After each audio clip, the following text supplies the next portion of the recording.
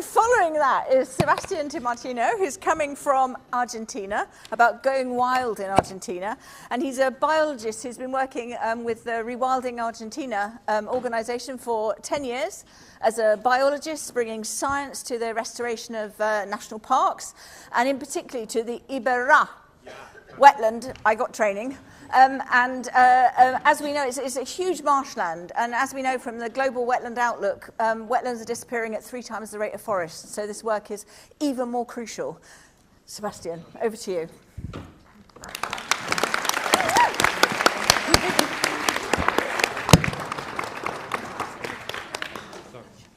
Okay, thank you very much. Sorry about that. I really apologize.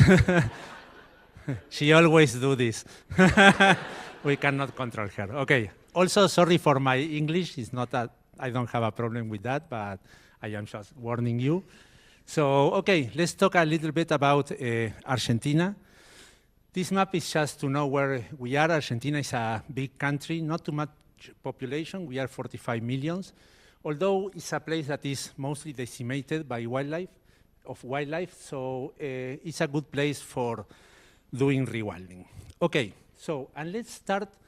They told me that this is the last talk. It has to inspire you. It has to be a call to action. So the first slides are the only ones that are part of the most depressing story that we had, the last historic defaunation process that we had mediated by humans. In the American continent, it's very clear when it started. It was 500 years ago. We don't have this thing that you have in Europe that sometimes you don't know from where to start doing rewilding. For us, it's kind of clear. Our date line is 500 years for now. And when the Europeans came 500 years ago, they brought rifles, firearms.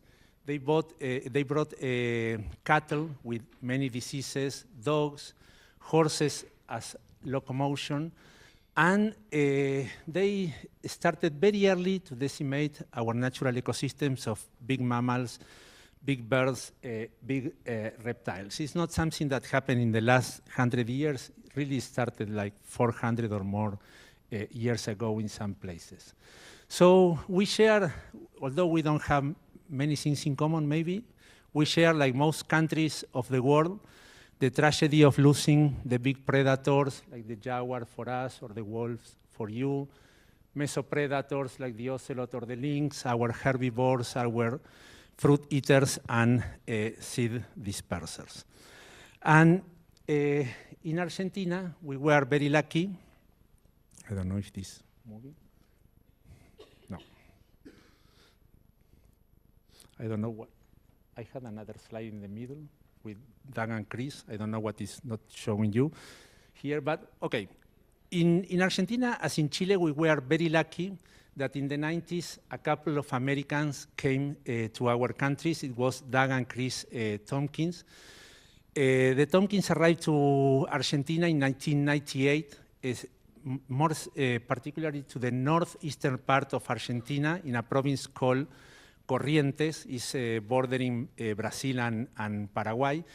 And they landed in a very big wetland that is called Iberá. It's very similar to Pantanal, the landscape. And there they wanted to create a very big national park to bring back the jaguar. Corrientes is a province that its economy is based on cattle.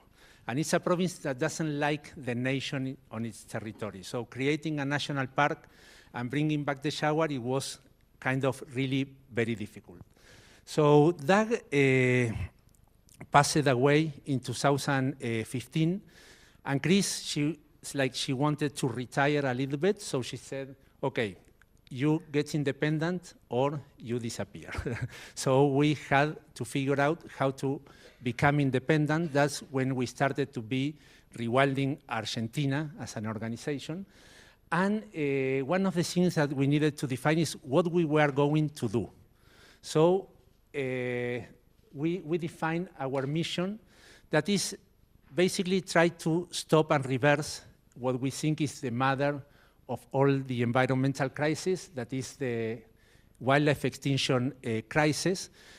And we do so by trying to restore complete and fully functional ecosystems through a strategy of ecological restoration that is rewilding. So we needed to define also what rewilding was for us, because sometimes rewilding has different meanings for different groups. But really, what we do daily to achieve that mission is we work from an economic perspective in different territories. And what we try to do is to build local economies that can coexist, and even they need of these complete and fully functional ecosystems. When the economy is doing well, then the ecosystems are doing well, and same as the opposite. When natural ecosystems are thriving, so does the economy. Yeah? So this is a drawing of Iberá. This is how Iberá is looking like now. But when the Tompkins arrived, there were no jaguars, there were no giant otters. I will point you. There were no jaguars, no giant otters. This one here, there were no collared peccaries, no curassows, no red and green macaws, no giant anteaters, no pampas deer. So it was a place really decimated of wildlife. So the ecosystem was not complete. The species that were typical of that ecosystem 500 years ago were not there. So the first thing that we try to do is bring back all the species that went extinct, that usually are big mammals, big birds, sometimes big reptiles, very charismatic species. We don't choose them because they are charismatic, but they are. And then what about functional? This is a picture of a jaguar in the Argentinian dry Chaco, in the dry Chaco forest. This is another place where we are working now, El Impenetrable National Park. Until a few years ago, this was the only animal in the entire Argentinian dry Chaco. That is a very huge region, several thousands of square kilometers.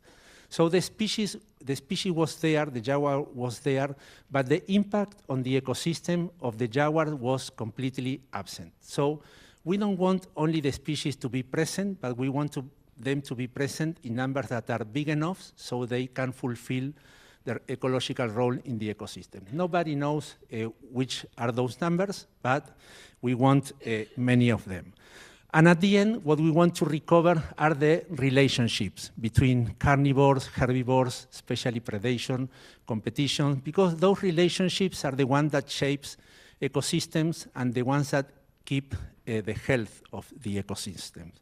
And when you have those species present and the ecosystems are healthy, then there's a lot of evidence that you harbor more diversity, that usually those ecosystems capture and sequester more carbon and help us to mitigate climate change. Also that the diseases are more imbalanced and they don't spread so much. So by addressing the wildlife extinction crisis, we address many of the other environmental crises that we are suffering. Okay, so that's the theory. But what I wanted to talk with you more is how we work day by day to try to create social and political support to bring back or to create big national parks and then bring back big predators especially, but many other species. So we work with a model that I will tell you then a little bit later how we call it, that is a 4 steps model or 4 legs model. The first one is the territory. So we need to have a territory in which we are going to work. That territory will become a park.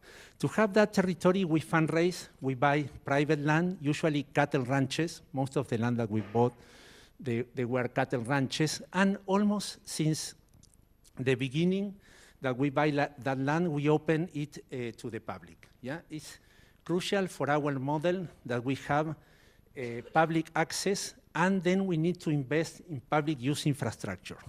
Not very expensive, mostly trails, camping sites, some piers if you want to do some aquatic activities, but that is the first part of the model. After 20 years working in this province in Corrientes, in the northeastern part of Argentina, in the Iberá wetlands, we managed to create a very big park is 756,000 hectares. So yeah, it's the biggest park category 2 of Argentina. Yeah. So, and then that park, what we work a lot in that territory is we find for it a nice place, a nice name, sorry, a name that you can easily communicate, that you can use to identify not only the park, but the region as a whole. And we also invest a lot on make that park with that name a tourism destination, both nationally and internationally. And then that name will be a name that everybody that will be fit in this economic model that we are trying to build can use it for their activities that are related to the park and to the wildlife. It's like an umbrella for all the economic activities of the region. The name of the park will be the name of all the economic activities, or many of them, that take place inside or in the surroundings. Parks in Argentina, when you have a category 2 park like Iberá, that means nobody lives there and there is no cattle there. So only nature, low impact nature tourism activities inside. So then the second part of the model, once we have the territory, then we need to bring back the species that were typical of it, the species that inhabited that territory in historic time. And for doing so, for some species that are still there, sometimes in very low numbers, you just get rid of threats. Sometimes you do some basic management, and they come back by themselves. In Iberá, that is the case of the marsh deer, that there were very few when we started to work, and now there are thousands. The capybaras, and now there are hundreds of thousands, very abundant. Some species of caimans also, and even the Maine wolf. This is the biggest canid of South America.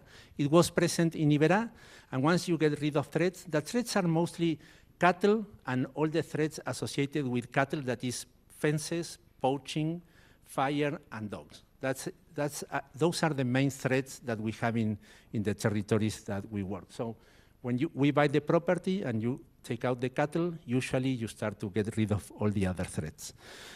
But then there are some other species that cannot come back by themselves, and we need to run reintroduction projects. They cannot come back because they have populations far away, or the territory in the middle, they cannot disperse. So reintroduction projects is maybe what identifies us more. And we started in Iberá in 2007 with the giant anteater. This was our first reintroduction project. Now in Iberá we have very healthy populations of giant anteaters, several generations, probably hundreds of animals. We don't know exactly how many. They are also dispersing a lot outside the park. They are in most of the area of Corrientes province. Then we keep working in 2009 with the pampas deer, a very endangered deer of grasslands of Argentina. Grasslands are almost completely gone in Argentina, Uruguay, southern Brazil. So that's this species. We continue also with the collared peccary, another species that went completely extinct, like the giant anteater, from the entire Corrientes province. We did also reintroduction projects for birds.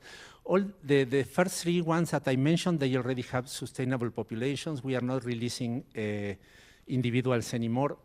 With the red and green macaw, a species that went completely extinct in Argentina, we have breeding populations in the wild, in the northern part of the wetland, but we are still releasing some individuals. Same is with the bird-faced curassow, a very big chicken-like bird that is also, like the macaw, a very important fruit eater and seed dispersers. And then there are some other species, like the ocelot, a cat that is similar in size to your lynx, that we are running a reintroduction project, but we didn't release any individual yet. And the same happens with the giant otter. This is the largest otter species in the world. It's a mammal that went completely extinct in Argentina. All these founders, they come from zoos from Europe. And also with this species, we didn't release any animal yet. We will be doing so with the first family group maybe in March. And then the most iconic species that we are working with, the jaguar, the third biggest felid in the world after the lion and the tiger. The jaguar went extinct in the Corrientes province 70 years ago. Actually, it went extinct for most part of Argentina. It loses more than 95% of its distribution area, and we only have 200 jaguars remaining in Argentina. But in Iberá, we started a breeding project of jaguars in 2015. Then we released the first animals 4 years ago, exactly in January 2021. And now we have a population of jaguars living free in Iberá that is between 35 to 40 jaguars. They are breeding there. We are still releasing some animals, but really the population is growing very fast, and even they are right now dispersing outside the protected area, the park. So with species, we are working in Iberá with 10 different reintroduction projects. I mentioned most of them. That is our impact so far. And when we reintroduce these species, or we increase the number of species that were still present, we not only recover these ecological roles, but we also generate these spectacles of abundant and observable wildlife that are so important. They are very important for the economic model that we are trying to build on that territory. Yeah, you can do, if you don't harass the animals, they become very tame, but you can also habituate them more actively. Yeah, you can approach them on a planned manner, and especially with carnivores that are more shy, and you can habituate them. And then the third part of the model, the first one was the territory, the park, then the second one, the wildlife, is the economy. In all the places that we work in Argentina, usually this is the initial stage. Is mostly what we find is economies that are related to natural resources extraction, usually in marginal places. Iberá is not the best place for cattle, but we export what is good in the pampas, and what it works well in one place, humans, we export it to everywhere. So in Iberá, if you want to have cattle, you need to put a lot of fire, you destroy the grasslands. So it's, as I said, it's a marginal activity, but it's the only thing that the only thing that we think we can do there. Sometimes we have logging. And what we do in those territories, we try to replace those activities that we find into economic activities that are more linked to service and mostly nature tourism. Yeah, high quality nature tourism experiences led by locals. Yeah, this is very important. The ones that are going to be the guides, the ones that are going to cook the traditional recipes, the ones that are going to do the handicraft to sell to tourists, or the ones that are going to provide a place, a room in their houses to host the tourists, are the locals. So how you involve the locals? By doing tourism activities with a high degree of experience. So the ones that we promote in these parks are mostly trekking, mostly several days, horseback riding, or swimming with horses, or the horses pulling the canoes, all these things that local people traditionally do. Sometimes kayaking, canoeing. So when you do these kind of activities, then the locals have a very important active, and they cannot be replaced easily by guides from anywhere. Yeah, if you just look at a landscape in Argentina, we have the Iguazu Falls. It's an incredible landscape, but you go there and you do nothing. Just you look the falls that are spectacular. It's very nice to look the falls, but the guides are from everywhere. They can be from Japan, from Europe, from Buenos Aires, and the locals are employees of big companies, but they are not entrepreneurs. We want the locals to become entrepreneurs. And another very important thing is that these nature tourism activities must be based on wildlife watching, not on landscapes, not only on landscape. Because if the locals don't value the wildlife, then you don't get social and then political support to have the permits, for example, to reintroduce the jaguars, or even to pass the law to create a national park in a province that doesn't like national parks. So in Iberá, so far, we developed 10 gateways with public use. These are like entrances in different parts of Iberá, because Iberá is very big. Typically, each of these gateways is linked with a small town surrounding the wetland, and there are approximately like 1,000 now entrepreneurs that can enter the park and do their activities. Yeah. And then the fourth part of the model is related to people, but not so much to economy, but to culture, identity, pride for their territory. Because when you recover the economy and the tourism that is the main activity, bring tourists that they want to know more about traditions, about the culture, then the locals, they start to be proud of that. And also in Argentina, and I think maybe here also, the different cultures of the countryside are very much linked to nature. When you lose nature, then the culture is eroded also. So in places like Iberá or El Impenetrable, the women, they make textiles, and now they have again the spots of the jaguar, because the jaguar is coming back. You have a lot of persons that recover traditional recipes, or they recover traditional handicraft techniques and sell those products to tourism. The carnivals in Corrientes are very popular in Corrientes province. They are like in Brazil, in Rio, not so well known. And now they are using again customs of species that went extinct.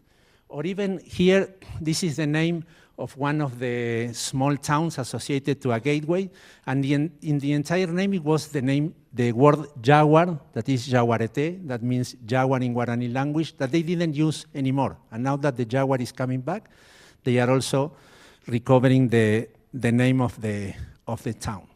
So we call this model, here are the 4 steps. In English, the economy of nature. In Spanish, we say producción de naturaleza. That the literal translation would be nature production or something like that. I think in English it's better to say the economy of nature. But how we explain it is like other people have a cattle ranch as a territory for production, or a place in which you plant pines or eucalyptus, I don't know. We have a park, yeah? A park that has to be open to the public, because the local people, they don't have land.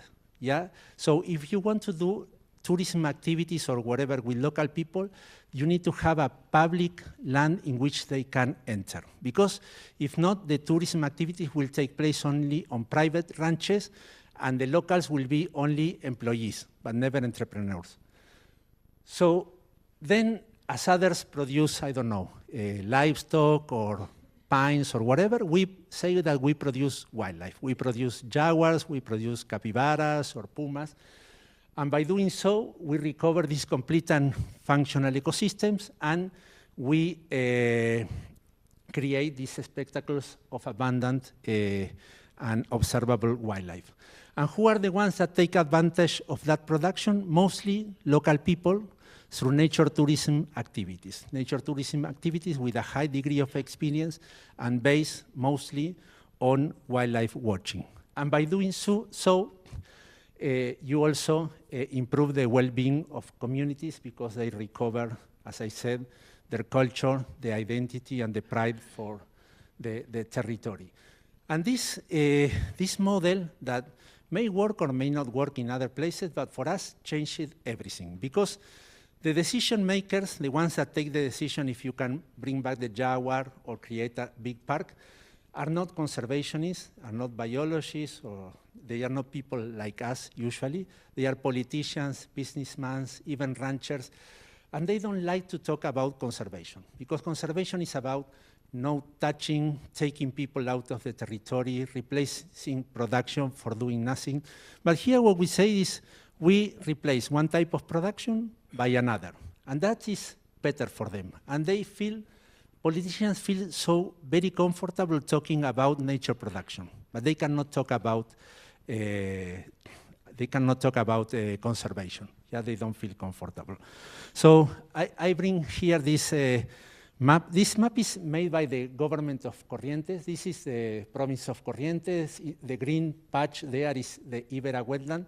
It's a very simple map, but it's the way that Corrientes shows the different types of production that they have in their territory with different icons. The head of a cow for cattle, but as you can see, they use the face of a jaguar here to say that they produce nature in Iberá. To produce nature is to do, I think, high-quality rewilding, because we are bringing all the species back, creating big parks, but it's another way to call it, yeah? And that simplifies everything. They even presume to be leaders in nature conservation, to have invented, and other provinces in Argentina are copying that. And when you have the same speech and the same vision with the government, everything moves much faster.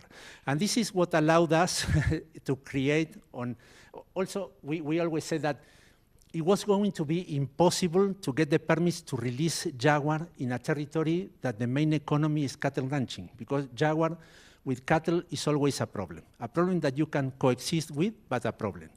But when you have this type of production, nature, and the main activity is tourism, then the jaguar is an opportunity for job creation. And in countries like Argentina, that we are always suffering economic crisis, people want jobs, yeah? So this is what allowed us to release the first jaguars, as I said, 4 years ago. This is a short video that we made 4 years ago to show that. It's a short video. We make a lot of short videos, but it shows all the things that I was telling about.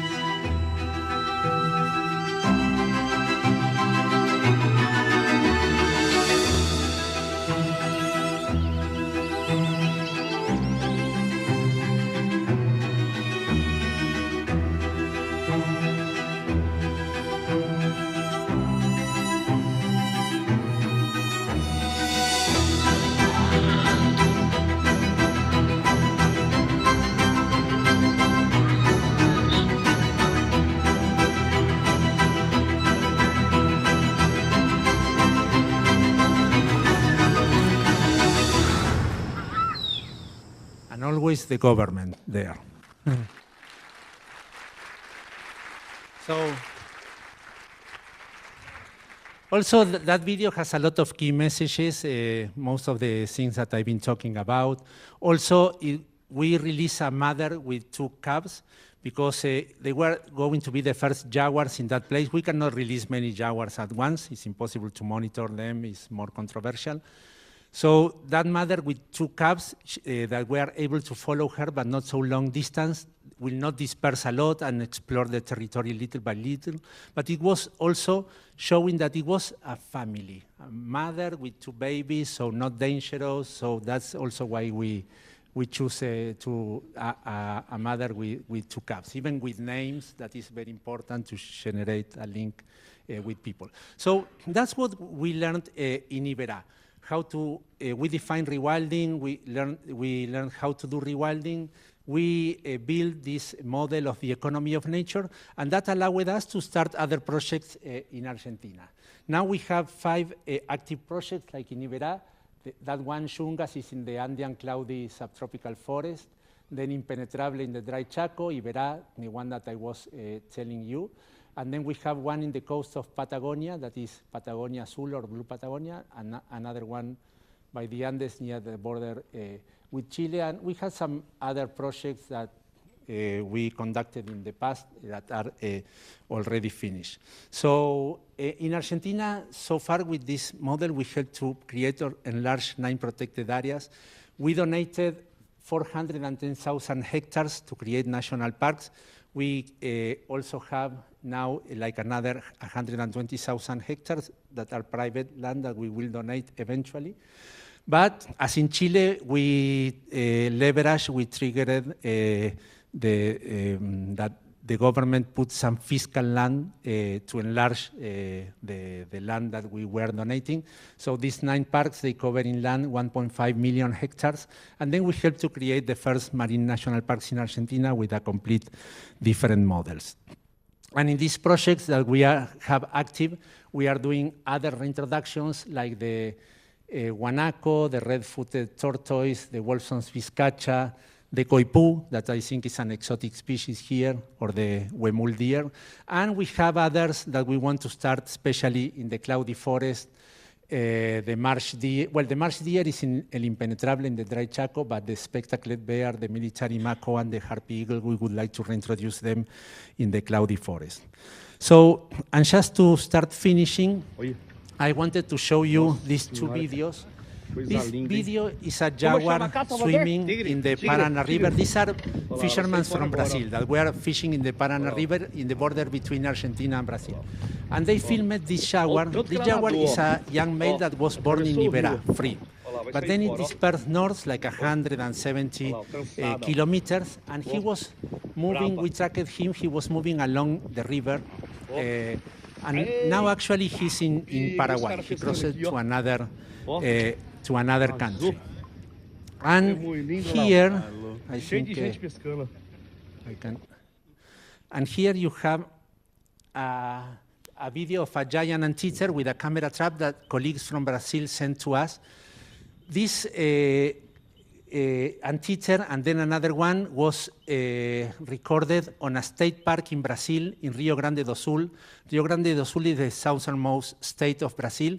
And in that state, anteaters went extinct 130 years ago. And these anteaters are also dispersing from Iberá through the Uruguay River, that is the border between Argentina and Brazil. So what we are seeing is now that Iberá, many of these projects are successful, animals are going out of the park. They are dispersing. So we need to start thinking about other things to do. We cannot work anymore inside protected areas.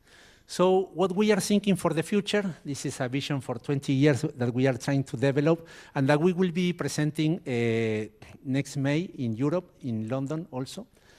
This is northern Argentina, as you can see, Bolivia, Paraguay, Brazil. There are very big rivers that connect these countries. And just as an example, I want to show you, this was the distribution area, the historic distribution area of the jaguars. They were almost everywhere. But now the jaguars, and with most of the species happen the same, this is where they remain, mostly isolated populations. Even in Argentina, the 100 jaguars that are left, they are here in the forest, subtropical forest of the northeast, and here in the subtropical forest of the, this is northwest and this is northeast. So these 2 populations are connected by rivers, but the distance are like 1,500 kilometers. It's impossible for a jaguar to move from one population to another. But now we have 2 new populations of jaguars. This one in Iberá, certified to 40 animals already breeding. Here in Impenetrable, starting from 1, we have 5. We started this year releasing the first females. Not breeding yet, but they will do it soon. So now the distances between the populations are 300, 500 kilometers, still a lot, but reducing. So what we need to do in Argentina and also in Brazil, Paraguay, Bolivia, is for the different species start to create these islands of complete and fully functional ecosystems that can act as stepping stones when they disperse. Yeah? It's a 20 years vision, but we want to do that because right now, if you want to increase the genetic variability of those jaguars in the northeast, what you need to do is to translocate. Jaguars will never arrive. But we want in the future that some individuals dispersing can move from one place to another. So we need more of these spots everywhere. So this is the idea that we are trying to build, and we will be presenting with 3 other organizations that work in a similar way of us in Bolivia, Paraguay, and Brazil, to try to rebuild connectivity. Because our agenda with jaguars and with all the other species is not so much, for example, in Iberá, we are not doing reintroduction so much, because the populations are already sustainable, or they are starting to be. So our agenda is outside the protected area. It's more about coexistence, it's more about connectivity, it's more about genetic variability, because these populations are isolated. And this is an idea that we will launch with Chris Tompkins as like an ambassador or a godmother. So this is the last video that introduces this idea for the future.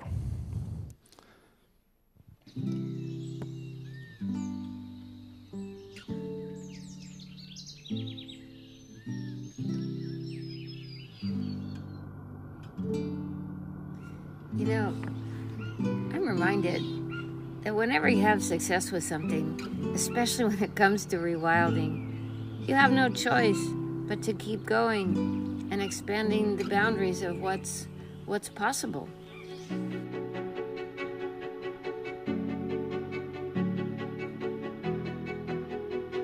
We have come a long way to find a new path, not the highway leading to a planet of hollow shapes, to a stage with no actors, but a different path leading to a world of wholeness and symbiotic play, a world of beauty, a path signaled by the tracks, the flight, the roar of those who have returned from the brink of extinction.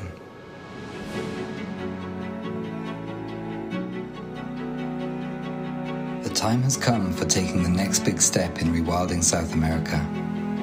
During the last 20 years, Iberá was successfully revitalized through the reintroduction and translocation of keystone species, such as top predators, big herbivores, and seed dispersers.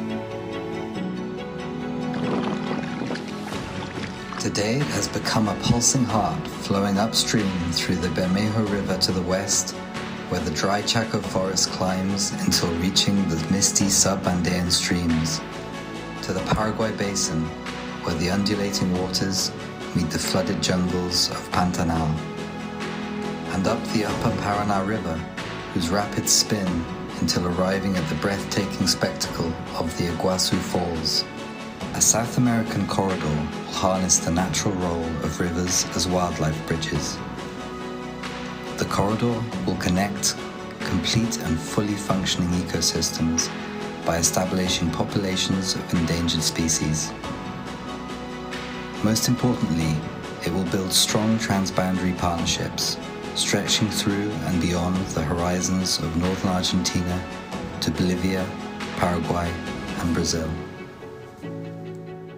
This is more than an act of resistance to the current trend of extinction. This is a quest for resilience, a journey forward into nature, a fund for permanent rewilding. Together we can weave back the wild fabric that once held South America as one.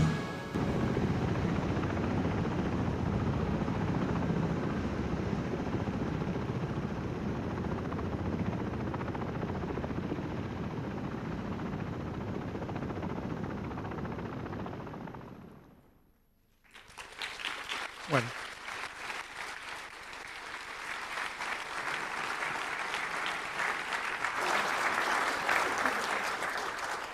thank you. I would like to thank you, the Citizen Zoo, for inviting us. Really, it's a pleasure to be here. To all of you, because you stay until the last moment. And many partners. Luckily, we found here many of the partners of all these projects, and it's thanks to them also that all this is happening. So, thank you. brilliant. And thank you for doing the questions. There are a couple of very general questions that I think we will actually take to the panel around nature tourism, because I think it would be helpful to have perspectives from across the world, as well as Sebastián is going to be on that panel as well. And thank you for the suggestion that we might have some kind of knowledge sharing hub, which I think is superb. And I think we'll go away and think about that. And if you do have any thoughts about how we might do that and maintain the momentum from the conference as suggested and upvoted, then that would be brilliant too. The kind of most popular, very direct question to you is, how do you ensure we have to read okay, to understand it better. that local and entrepreneurs conform with the identity of the territory and provide an experience that aligns with your mission? Oh, well, it's kind of different to say if they are happy or not, but now the economy in Iberá is mostly based on nature tourism activities. Even in some towns, it's like 90% of the families there live of nature tourism. We are creating shops. In maybe the best example, one of the cities in which we started, they used to have a population of 2,000 inhabitants, then that dropped to 500 because mostly young people, they are moving to big towns because they don't have opportunities in their small towns. So because mostly cattle ranches activities are only for men, young people usually don't want to work with cattle. It's something that is happening. It was mentioned here many times that people is going out from the countryside to live in big cities. Well, since we started this project, the population in this small town from 500, now they are 1,100. So it's like they are coming back, and mostly women have employment because in cattle ranches or in forestry places, women don't have too much employment. I cannot say that if they are happy or not with this process, but you can see the change. The rates of employment have increased a lot in the Iberá area. Yeah, we can measure that. But yeah, I don't know to say that if they are conform with this change of economic activity is kind of hard to measure, to say.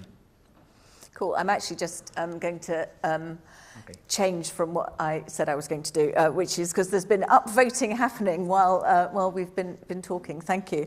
And we asked, what is your advice for supposedly developed countries with extremely many more resources and money that cannot seem to envisage and implement a future for wildlife thriving?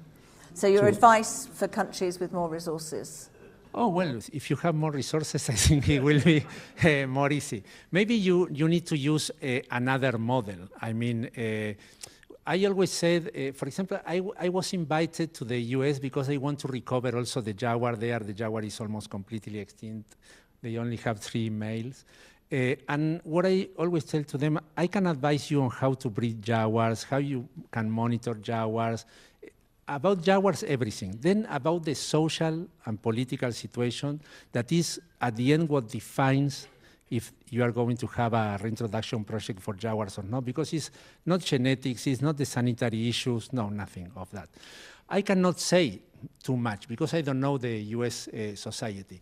This worked for us, but it also worked for us in some places, because if we are going to introduce a new economy, then we analyze that we can compete with the economies that are already there.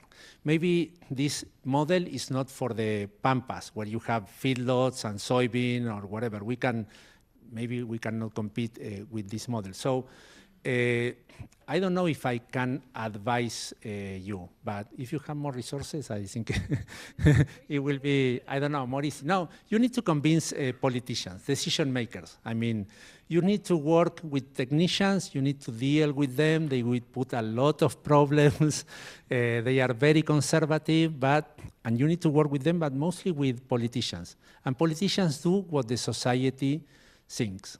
Yeah, technicians not. Technicians, they do what I don't know, the books or researchers in research institutions think. But I think it's much better to work at the political level. Of course, you need to attend the technical level, but the decision makers are at the political level.